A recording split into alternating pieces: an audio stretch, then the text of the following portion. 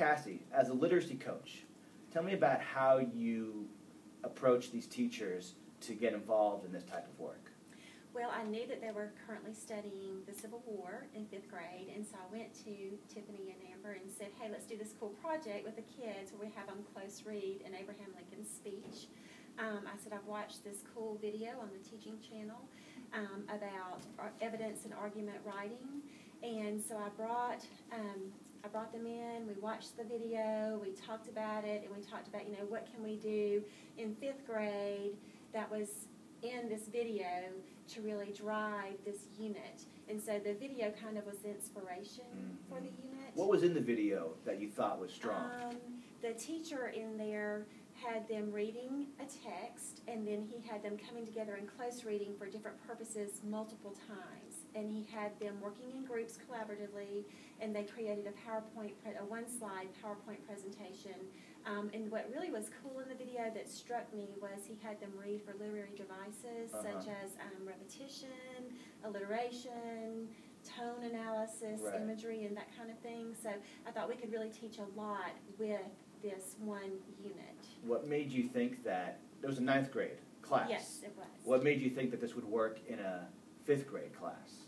I just knew they could do it. You just knew you could do it? I just knew that if I presented it to them, and these ladies are so wonderful, that they would have What about the the students? And the kids are too.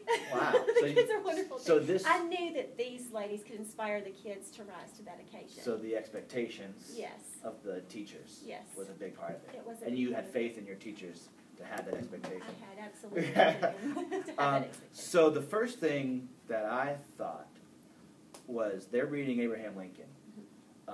Very, very complex. And they're in 5th grade. Yes. So I thought it was a joke. So I was like, so seriously, what did they read? But it was Abraham Lincoln. So tell me about how you dealt with vocabulary and the basic reading comprehension issues with, how old are your students? 10 and 11. 10 and 11. So the 10 and 11-year-old, how did you work through the vocabulary and the comprehension?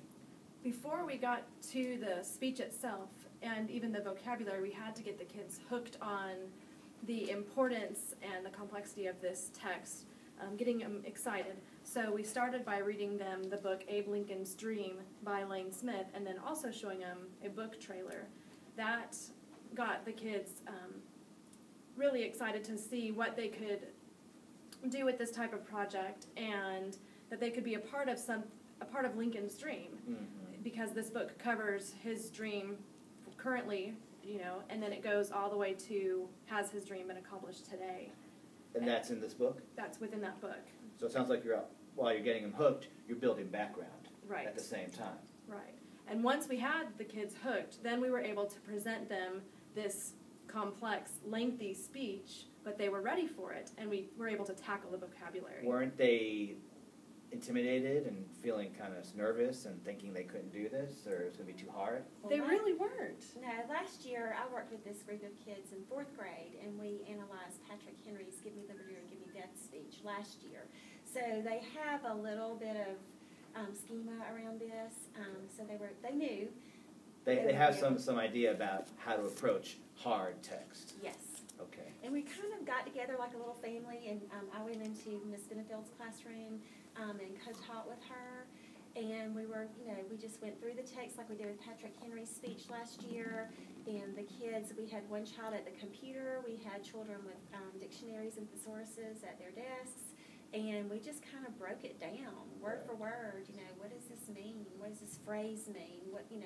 What words are in this sentence that we don't know or understand, and whoever got to the word first in the dictionary or was able to explain it first was the one that did it, and we just kind of went from there. So you built a lot of incentives and built a culture of learning about these words. Ownership. Tell me more about vocabulary and just basic comprehension of really hard text.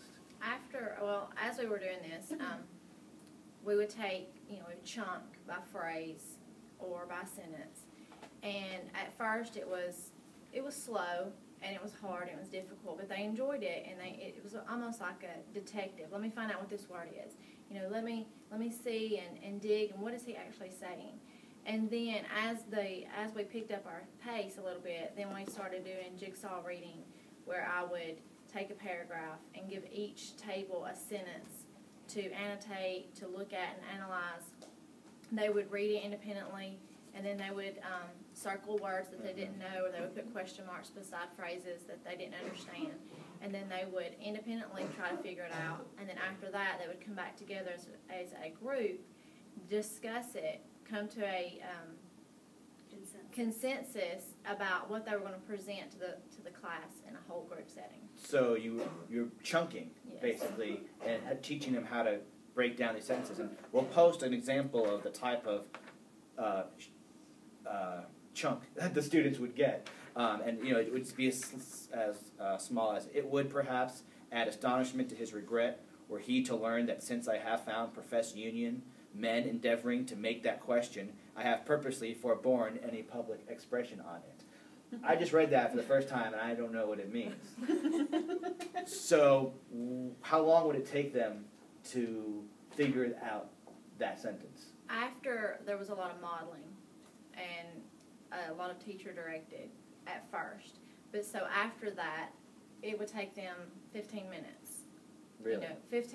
5 minutes to read it for themselves, to try to figure out the words they don't know, a couple more minutes to try to figure out what the whole sentence was about, and then a couple more minutes to discuss it and come to a good plan so they could present it to the rest of the class. Because of their background in their social studies class, they already knew about the Civil War. So it would be easy for them to pick out words they know and use that context to really explain an entire sentence. Okay, so having that background, and that's something for especially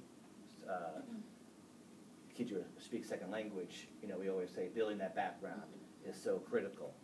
And then what about, and then for the main idea of the sentences, it was the same process, where they would chunk it, break it down, and then come back together. And then we have, and we'll post an example of the two things. One is they come back together and they all share, sentence by sentence, what each sentence means. Right. Each group has to share it. And then the same thing, they share sentence by sentence what's it actually mean in their own words. And that gives us an opportunity to check for comprehension. Right, so this is also a formative assessment. Right. Yes. But they also have their thoughts. Tell me a little about that. How does that work? In terms of, I mean, they can just say, it's cool, or I love it. I mean, how do you make sure that their thoughts are relevant? As they're determining the main idea for the paragraph, they're thinking about what they already know about the Civil War, what they already know about Lincoln, and then putting that together with their thoughts. So they're not just saying that it's cool, but they're relating it back to the Civil War and his plan for Reconstruction. Okay.